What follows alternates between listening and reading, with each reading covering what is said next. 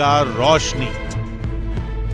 यहाँ पे एक दूसरे समाज के रहते जिसकी एक अंधा हो गया तो अपने आप आंखें उसकी फूट गई थी। बलशाली पछताएगा। जो कोई ऐसी जबरई से कहेगी, एक ईंट भी उखाड़ेगी तो पागल हो जाएगी, खत्म हो जाएगी। अंधेरे को चीर कर कैमरा चल रहा तुम्हारा। अरे भाई बस नहीं बस भाई कुछ नहीं कर भाई, चले जाएंगे, कोई बात नहीं चले जाइए आप। जा रहे हैं बंद कर दीजिए। वो बाहर आ जाएगा। कोई अन्य गांव का यहाँ डेरा डाल के नहीं रख सकता। सदियों से जो दबा हुआ है। जब मान्यताएं होती हैं तो उसके पीछे कहीं ना कहीं कुछ ना कुछ सच्चाई होती है। दंडक वन की छाया में आज भी लोग उस धन के लालच में खुदाई करते हैं। वो राज निकल कर आएगा। वृक्ष की परछाई जब यहाँ पे इतने समय पे आएगी तब वहाँ पे धन मिलेगा आपको। और कोहरे साथ छा जाएगा।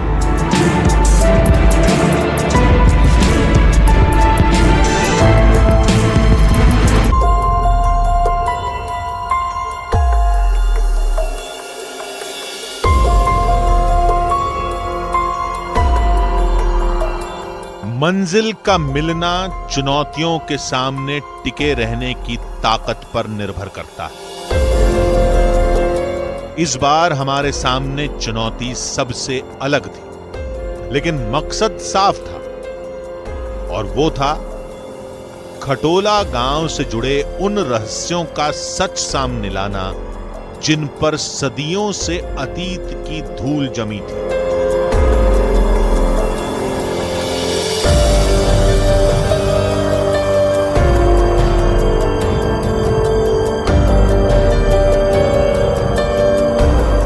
इसलिए आधी हकीकत आधा फसाना की टीम अपनी नई मंजिल की तरफ बढ़ चली।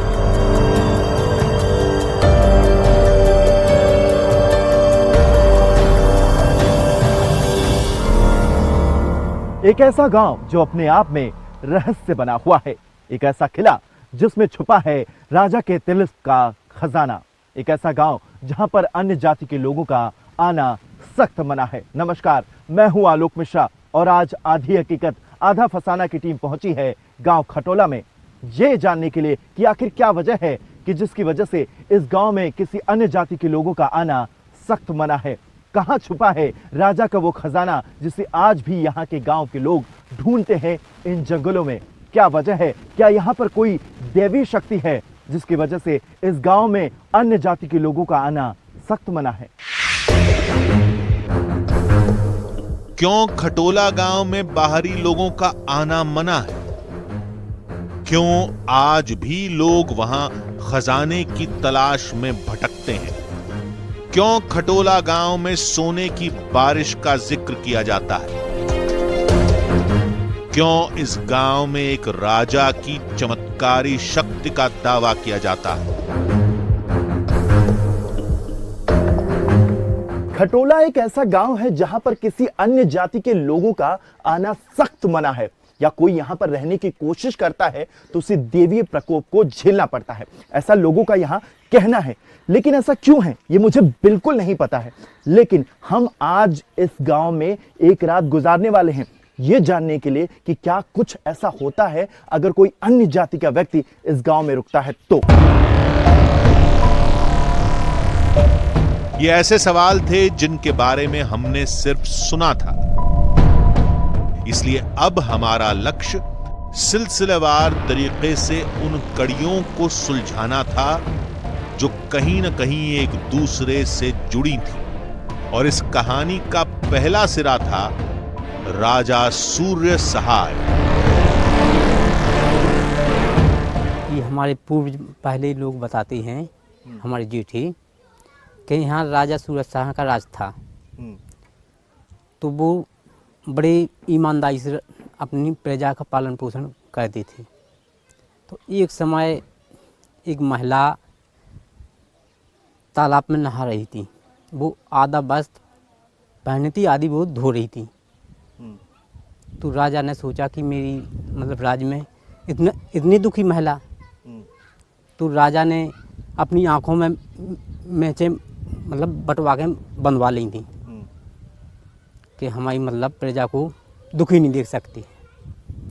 तो इस पे माता प्रसन्न हो गई थी राजा पे कि बहुत सत्यधारी राजा है जो दूसरे की मतलब दुख को सहन न करने के कारण अपनी आँखों में मिर्चां भरवा ली। तो माता उनके ऊपर प्रसन्न हो गई थी। तो माता ने सवा पहर कंचन बरसाया था। यहाँ की कहानी तो बहुत अद्भुत है, बहुत पुरानी कथा है ये।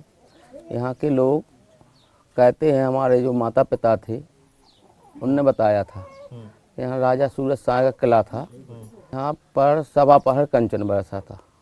हमारे बुजुर्ग लोग बताते थे, जेठे लोग बताते थे कि सवा पहर कंचन बरसा था। वहाँ का देवी का बहुत प्रभाव है। और खटोला गांव में कोई अन्य दूसरे जात के नहीं रह सकते हैं। क्यों ऐसे? क्यों वहाँ रह ही नहीं सकता है, कोई चैलेंज करके नहीं रह सकता। अगर हम आज कहें कि आज हम रुकना चाहते तो नहीं रुक पाओगे, चैलेंज करके नहीं रुक सकते। और अगर मतलब होता क्या है, अगर कोई रुकने की कोशिश करता है तो उसके साथ होता क्या है? और उसके साथ बहुत बड़ी घटना घट सकती है, अनहोनी हो जाती है। ये कहानियां लोगों के साथ सदियों से चली आ रही हैं। यहां हर किसी का उन पर विश्वास है। दावा था कि अगर कोई गांव में रुकेगा तो उसके साथ अनहोनी होगी। इस बात को तभी जाना और समझा जा सकता है जब रात के चारों पहर यहां बिताए जाएं। वैसे तो यहाँ लोगों का कहना है कि आप इस गांव में नहीं रुक सकते। हमने बहुत कोशिश की लोगों को मनाने की, क्या वो हमें इजाजत दे रहे हैं, और कई लोगों ने यहाँ पर रुकने की भी कोशिश की। बहुत पुराने लोग कहते हैं कि यहाँ पर रुकना सख्त मना है। बाबा, यहाँ पे किस राजा का राज्य होता था पहले? राजा सूरज शाह का। अच्छा, तब से यहाँ पे दूसरी जाति का लोग नहीं रह सकते हैं? क्यों ऐसा? उनके साथ क्या हो जाता है? रह नहीं सकते, खटपाव हो जाती है। उनके साथ कुछ न कुछ घटना हो जाती है। गांव में न रुकने के लिए हमें बार बार आगाह किया गया। मेरे हिसाब से रुकना सही नहीं होगा, क्योंकि अभी तक यहाँ पे ऐसे रुके रहे हैं लोग, तो आप भी ना रुकें, मेरे हिसाब से तो ज़्यादा सही है। अभी कुछ अनहोनी हो जाती हैं, जैसे कि कई बार किसी के साथ घटना घटी हैं, तो मैं चाहता हूं कि आप लोग भी यहाँ विश्राम ना करें, पास में ही कहीं अपना विश्राम करने जाते हैं। हाँ, अभी घर तो कहा कोशिश किए लेकिन रुक नहीं पाया है। वो कुछ ना कुछ अनहोनी हुई है, वो अपने आप यहाँ से चला गया। कोई बीमारी से प्रस्त या कुछ ना कुछ घटनाओं से कुछ हो जाता है, इसके बाद वो नहीं रुका है यहाँ पे। खुद गांव के सरपंच ने हमें एक रोंगटे खड़े कर देने वाली कहानी सुनाई। यहाँ पे एक डर बना हुआ है, एक भय बना हुआ है काफ़ी दिनों से। तो ऐसे रुके तो नहीं है लोग, लेकिन बताया जाएगा कि रजक समाज के रहते थे, उनके तो आंखें फूट गई थी, अंधे हो गए थे वो। और एक और महिला रहती थी अन्य समाज की, तो उसका क्या हुआ, पेट में ही बच्चा एक्सपायर हो गया था, खत्म हो गया था। गांव में रुकने और उसके नतीजे भुगतने की कोई एक कहानी नहीं थी। यहां हर किसी की ज़बान पर एक नया किस्सा था। जो कोई रुकता है तो कहीं कहीं बीमार हो जाएगी, पागल हो जाएगी, उसकी आगे संतान नहीं बढ़ सकती। नहीं नहीं, ऐसे तो आप महीना महीना रुके जाओ, मतलब घर बसा के नहीं रुक सकती। अन्य गांव का यहाँ डेरा डाल के नहीं रख सकता है। अगर यहाँ कोई रुक भी जाए तो फिर उनको कुछ बीमारी हो जाएगी, कुछ घटना भी घट सकती हैं, कुछ उनको अजूब सा लगेगा कि हमको घर जाना है, यहाँ रुकना नहीं है। दावा तो यह भी किया जाता है कि चेतावनियों को अनदेखा करके अगर कोई गांव में छुपते छुपाते रुक भी गया तो एक दिन ऐसा जरूर आएगा जब गांव को खाली करना उसकी मजबूरी बन जाएगा। नहीं, और जाति का कोई यहाँ रुक भी नहीं सकता है। अगर जबरदस्ती रुकता है तो उसके साथ बहुत परेशानी आती हैं। वो बीमार पड़ जाता है या खुद हानि हो जाती है या ख़त्म हो जाता है, कई प्रकार की बीमारी हो जाती हैं। अगर हम यहाँ रुकने की कोशिश करें तो नहीं रुक सकती आप। क्या होता है? आपके साथ घटना घट जाएगी। पहले सोने की बारिश का दावा, फिर रात में अनहोनी की चेतावनी, कुछ तो था जो गांव वाले छुपा रहे और वही पता करने हम आए थे। आधी हकीकत आधा फसाना की टीम ने दिन के वक्त ही गलियों और मकानों में सुरागों की तलाश शुरू कर दी।